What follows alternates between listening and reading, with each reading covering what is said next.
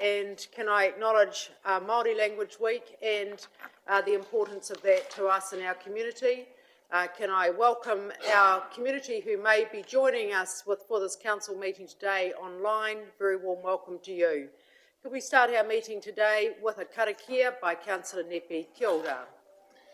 Mai e te tipua, mai e te tahito, mai e te kāhui o ngā riki, mai e tawhiwhi atu ki ngā atua.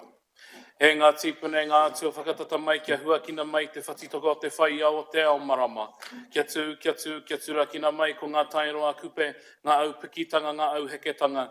Tēnei ka hirea mai nei tātou te ira tangata ki te whaia o, ki te ao marama. Haumi e, hui e, tai ki e. Ngā mihi. Thank you, Councillor Nepi. Can I just ask, we have no leave of absence, just Councillor Jessup, who is on leave of absence at the moment. Do I have any calls for leave of absence? Thank you, Worship. Thank you, Councillor Dixon. Just one day, Thursday the 5th of October. Thank you, Councillor Dixon. Councillor Redstone. Thank you, Chair. From the 26th to the 28th of September, please, inclusive. Thank you, Councillor Redstone. No further calls of leave of absence. Happy to move from the chair. All those in favour, please say aye. Aye. Any against? Thank you. That is carried. Conflicts of interest. Could we address those now, please? Yes. Councillor Apatu. Yes, Your Worship, thank you. I need to note a conflict of interest as a trustee of the Joan Fernie Charitable Trust, who was submitted to the amendment to the LTP, and I will abstain from any decision making. Thank you, Councillor Apatu. Any other cause for conflicts of interest? Thank you. Confirmation of minutes. Minutes of council meeting held on the 17th of August, previously circulated. Councillor Watkins has moved, seconded by Councillor Dixon. All those in favour, please say aye. Aye. Any against? Thank you. That is carried. Now we move on to item number 5, a very important item as we have worked through the long-term plan amendment. And firstly, can I acknowledge all the councillors and staff who have been out in our communities talking to all of our community about what an amendment to a long-term plan actually means for us, our ratepayers today and our ratepayers of the future. And so it's been a really important work, and it's been done in 19 days. So can I acknowledge the huge work and the effort that's gone into making sure that our community understood what this meant for them. On that note, I will, this is an enormous part of our region's recovery as we undertake voluntary residential property and property rights purchase considerations. And now I'll hand over to the Chief Executive, Mr. Nigel Bickle. Thank you, Nigel. Tēnā koutou katoa. Good afternoon, Your Worship, councillors. As you've said, Your Worship, this has been a significant focus of work over the last 3 months as we worked with the Crown around a land categorisation process on an understanding that for those that end up in Category 3 that there would be a voluntary pathway that's necessitated negotiations with the Crown on funding agreements and as you said, Your Worship, significant work by this council to prepare and adopt a amendment to our long-term plan. Key points that, yes, whilst it's introducing a proposed class of activity to assist people with a pathway out of Category 3, important that for this particular class of activity, it is rating neutral. It is a $50 million contribution from the council that is netted off from commitments made by the Crown to provide $197 million worth of transport investment, which provides the corresponding rating benefit to the organisation. And as you say, and just want to acknowledge all the councillors that got out there on Facebook Live and in drop-in sessions in the community along with the staff, and to our community who attended those drop-ins and took the time to provide the submissions. We obviously themed up those submissions, and in summary, before we open this up for debate and decision. Just to acknowledge that when you look at it, a level of support from those that engaged in this process with I think we've described in the report with conditionality, some pretty strong themes that came through around the nature of the take it or leave it offer. The Crown only willing to offer 50% and expect the community to pick up the other 50%. I think 45% that were in support with that conditionality, 15% of the community that sort of thought that the council shouldn't move into this activity, and then a range of other themes from submitters, from questions of insurance or uninsurance in terms of assistance, or comments on the policy for property buyouts, which is subject to a separate sort of decision. So, as you say, Your Worship, it is a significant decision. It's fairly novel territory. This council, and you could argue councils haven't been in the business of doing property purchases, but we know that we have, as of today, over 300 property owners in Hastings that are in a provisional category 3, and we know what the impact's been on the community, and has been the basis, for all of it arriving at this point today. But with those, comments. Thank you very much. I wonder if any of the other officers wish to speak to this paper. Mr. Verhoeven? Oh, could you just come up to so everyone can hear you, please?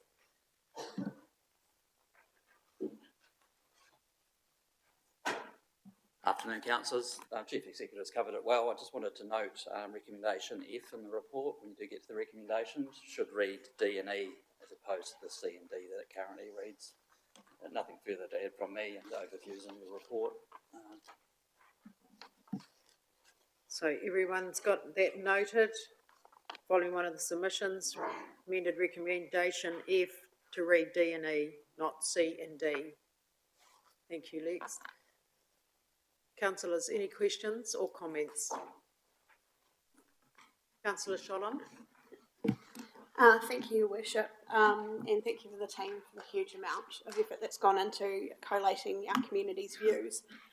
A very strong theme that's come through on both the written submissions and the drop-in opportunities that we offered to the community was as you've said, Chief Executive, the take it or leave it nature of the offer from central government, and also the issues around the fact that central government has more mechanisms and options when it comes to funding such things. I wonder if there is an opportunity for us to capture the views of our community and forward this on to our government partners, just to make sure that they're aware that in some cases it's somewhat begrudgingly that the community is saying, yes, go ahead with this, because they do see that it is take it or leave it.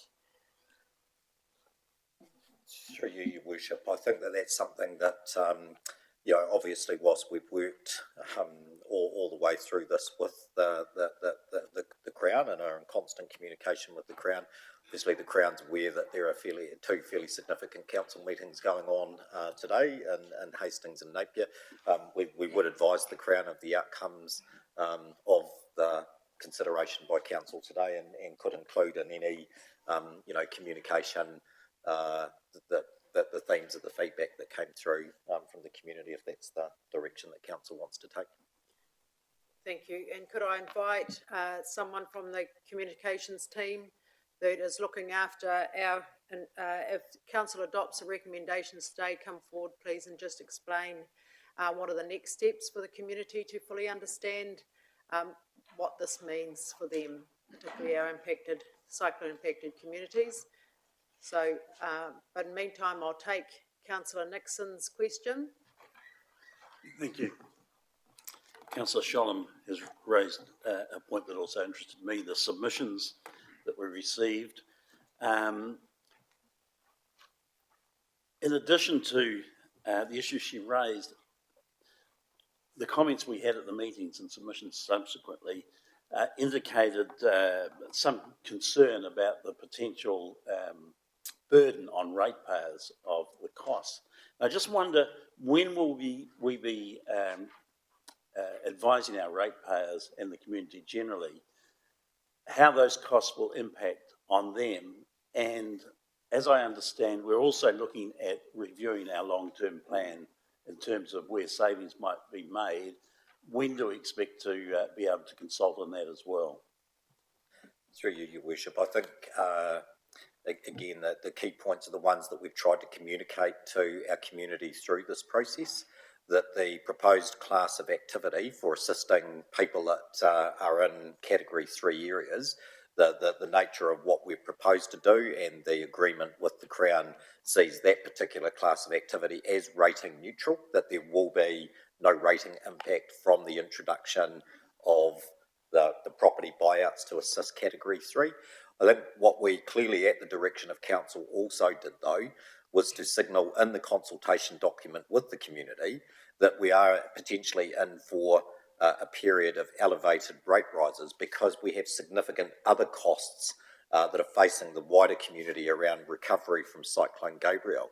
But those are conversations that we will be having with our community through the long-term planning process in early 2024. Thank you. Now, Naomi or Di, thank you. Through you, Chair.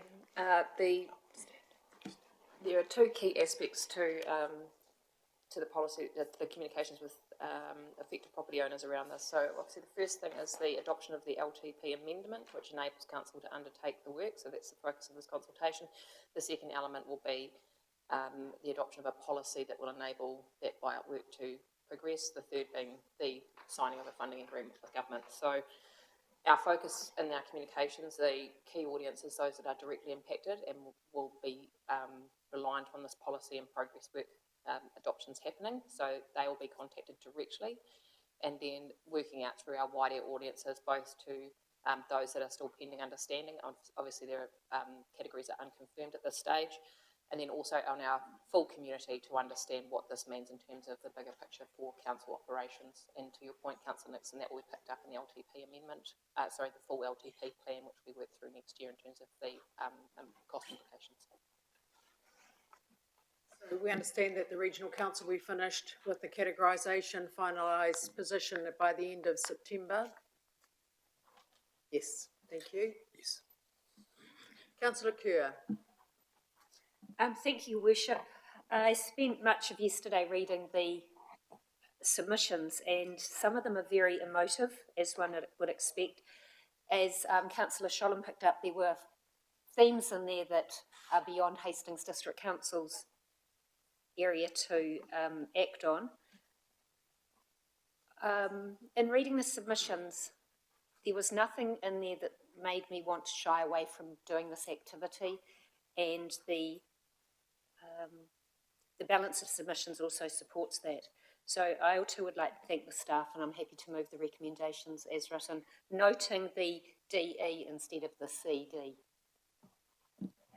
Thank you, Councillor Kerr. I'm happy to second the recommendations.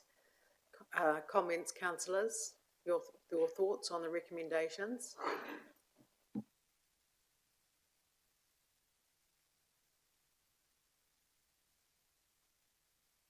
Well, no further questions or no further comments. I think that, what we look at today is a pathway for the next steps for our impacted communities. And we know that a lot of them are waiting patiently for this very important day, and this is a critical step, how we move forward. So I think this is really, really important for some of our people who are really suffering out there, needing some certainty on their futures.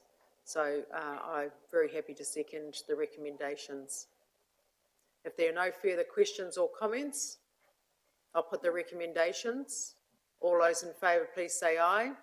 Aye. Those against? That is carried unanimously. Thank you. Thank you, everybody. Thank you very much to the officers for the long hours and a lot of work that's gone in. Right, item 6.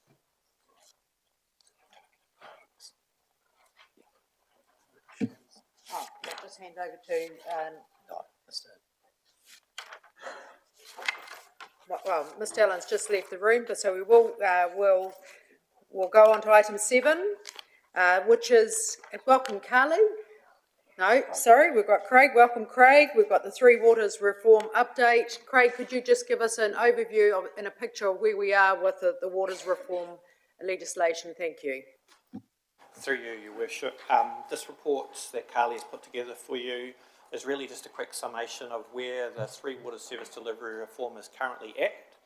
You'll see the report under 1.3 that a number of bills have been passed into acts. So what that means is, as we currently stand today, the legislation is in place that Three Waters will leave councils and merge into 10 entities across the country. For us, we have been placed in what is currently known as an Entity F, which is the Hawke's Bay and Tairāwhiti area. The Minister has also indicated his proposed timing of when Entity F would go live. That is not in law until an order in council is placed, and his intention is not to do an order in council to post-election, and who knows who's in power post-election. That timing for us of October 24 is the date that we are now working with the National Transition Unit for Three Waters, just to make sure we're best placed, if that's the time frame that we're still working to understand the depths of detail, the resources we need in from the transition unit to help us deliver, but also importantly not lose control of BAU, so our customers need to meet our staff and our wider council business can continue to operate. Happy to take questions. Thank you very much, Mr Thuy. Questions, Councillor Kerr? Your Worship, a relatively light-hearted question. Is there going to be a better name than Entity F? Through you, Your Worship, one would hope so. We have joking and lightheartedly called it Entity F for flooded at the moment because our whole area has been flooded. Ideally it would become fun, but yes, there'll be a formal naming process, one would fully expect. I'm not sure of that timing, but yes. So this is for you to receive this paper. Does anyone have any further questions on the update on the Three Waters Reform? Councillor Scholem. Thank you, Worship. A question that I keep being asked in the community, so I will ask it here for clarity. This legislation makes this transition mandated. Is that correct? Council has no option. Through you, Your Worship. Yes, this is now, governments have exercised the right to govern. They have made decisions which have been passed into law that have received royal assent. So we will have 10 water entities in New Zealand as currently the law from July next year. And ministers have made decisions that haven't been given effect to through legislative processes, but have advised everyone the current government's intention around timing, and obviously Entity F is scheduled from October 2024. So, Auckland first up July 2024, and then Entity F being the flooded regions of Tairāwhiti and Hawke's Bay, alongside Wellington and Wairarapa in October 2024. So this is the law of the land that has received royal assent, and until there's a direction to the contrary, that is the law and where we are heading. Thank you, and very happy to move, Your Worship. Thank you, Councillor Scholem. Seconder, Councillor Lawson. Any further questions or comments? I'm happy to put those recommendations. All those in favour, please say aye. Any against? Thank you. That is carried. Item 8, propose amendments to schedule of meetings. Any? Happy to move, Your Worship. Thank you, Councillor Kerr. Seconded, Councillor Redstone. All those in favour, please say aye. Aye. Any against? Thank you. That is carried. Just the reason for the cancelled or postponed Strategy and Policy Committee is that, Mr Cameron, you might just like to speak to that while we postpone Strategy and Policy. Yes, thank you, Madam Chair, and also through you. As I think everyone's well aware, the councillors have been heavily engrossed in supporting the weekly council meetings over the last couple of months. Those same officers, including myself, are the officers that would normally support the strategy and policy meetings. So as of next week, we're hoping to return to a more normalised, higher pace of working, in which case we'll be able to get back to supporting a proper strategy and policy meeting schedule. Awesome, thank you. Okay, so we have a mover and a seconder. I'll put that recommendation. All those in favour, please say aye. Aye. Any against? Thank you, that's carried. Now we recommend to exclude the public from items 6, 12, 13, 14 and 15. Just address the recommendation. Item 6. I'll hand that over to you, Mr Cameron, to address that. Mr Allen, thank you. Apologies for leaving the room at the time I did. I got my agenda items out of order. So you said the Hawke's Bay Regional Council land categorisation report. So we've received that. It's been circulated. You've got that as part of your public excluded agenda items. So we're just asking for that to be discussed and public excluded on the basis that negotiations continue with property owners and to protect the privacy of those property owners as the Regional Council work through that process. So as much as we're receiving the report here, we're requesting that we go into public excluded to debate that issue. Okay, thank you. So we've got a recommendation that we'll put up on the screens. Oh, it's different.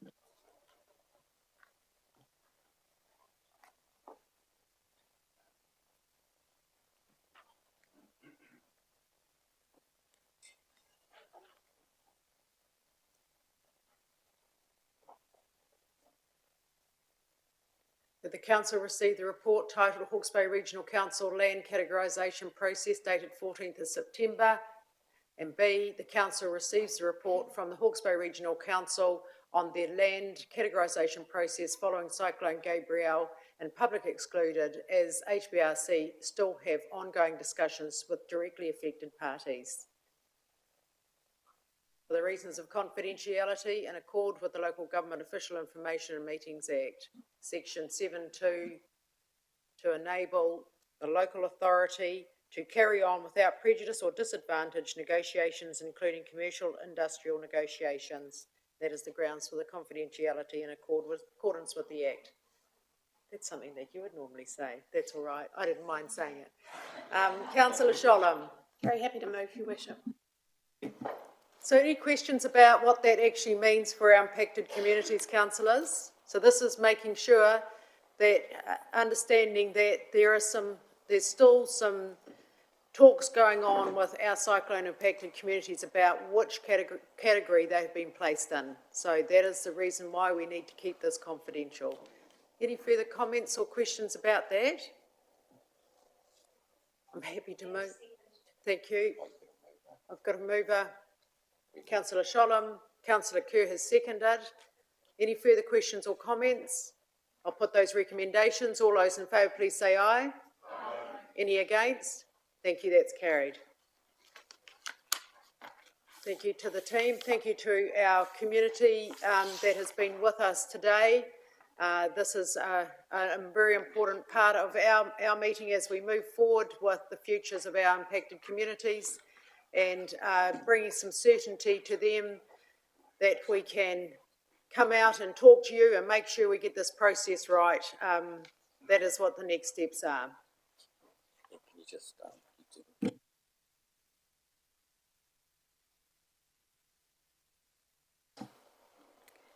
And now I'll take the other items to exclude the public, which is items including 6, 12, 13, 14 and 15. And I'll ask either Nigel, Bruce or Craig to explain the reasons why these items are also in public excluded.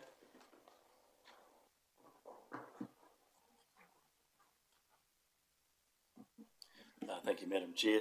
For each of the items, the recommendations for public exclusion is that Council is still in the process of some form of negotiation on the items in respect of the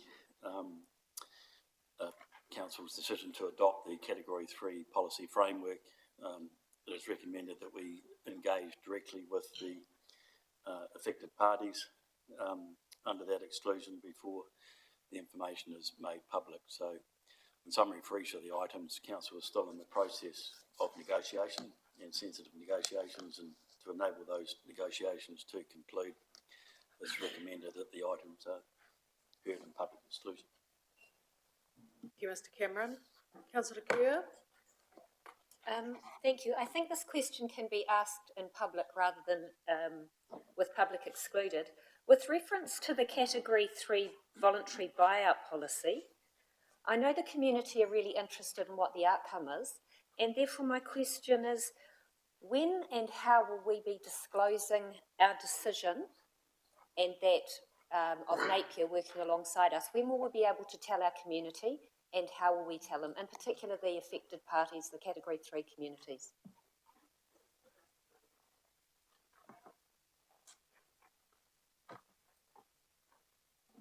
Through you, Madam Chair, so the paper seeks council direction to allow officers to engage directly, probably from tomorrow, with the affected parties under the Category 3. So, in answer to that part of your question, almost straight away, and we seek to do that so we can deal with them sensitively whilst the paper is still under public exclusion. Then we will take the council's direction as to when you wish to make the Category 3 policy fully public, which I would anticipate, not usurping the council's decisions, would be within the week. Yeah. So I had a couple of phone calls this morning from community members that are directly affected, and they're desperate to see this policy, and they really want to know when they're going to have a phone call, when they're going to get an email, and when they're going to get the policy. So I hear what you're saying, but I really would like that answered if possible, please. Do you know me? Through you, Chair. The proposed plan for communication, just elaborating on what Craig's outlined, is that pending the adoption of the policy, the first priority is for us to email individually every property owner that is currently sitting as a pending Category 3. The media release around, we need to obviously follow on with Napier to adopt their the policy as well. But once that's complete, then the policy will be available publicly. We will be, the email to the Category 3 residents will include an attachment to the policy in its current state. Following the progress of this into that we have the funding agreement in place, the adoption of the policy, and obviously we've already just done the LTP amendment, we'll be able to send out full information, including a plain language information pack around the policy. Our connectors team will be phoning all 300 properties in that Category 3, regardless of whether they actually have a residential property or not. That work will start from Monday. So the email will go out tomorrow morning. The phone calls will start from Monday, and the following information pack will follow on from those phone calls. The public information will then be worked on in terms of creating an information holding place for the information pack, making inquiries and FAQs, so that there's a sort of one-stop shop for that information to be available. The other audience we will be aiming to keep informed to is that wider community audience that are the ratepayer of the and funding, obviously a big part of the recovery. Thank you.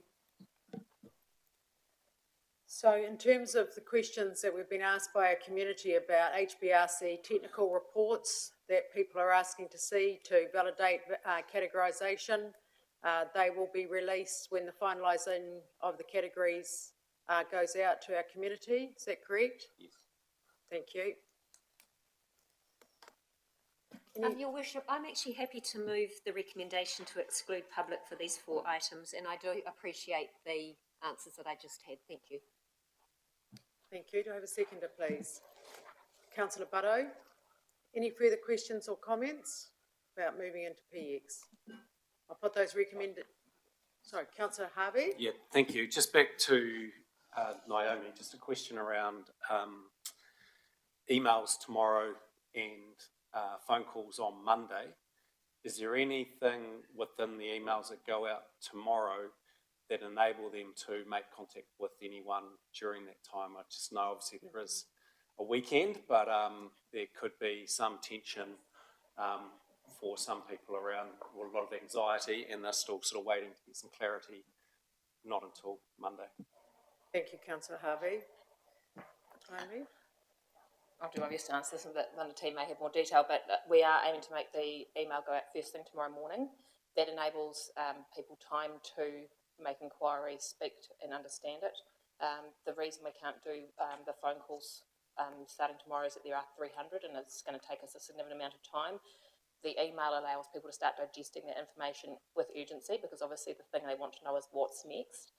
So that follow-up phone call with the connectors, whilst not able to give them necessarily answers, that those connectors are wanting to understand what questions are arising from them, and this is detailed in the email they'll get, that the connectors will be making contact with them, and that they will be taking questions. They most likely won't be able to answer them, but they'll either use those questions to inform FAQ development, so the information is available, or they'll come back with an answer directly to them if that is appropriate, given the nature of their question.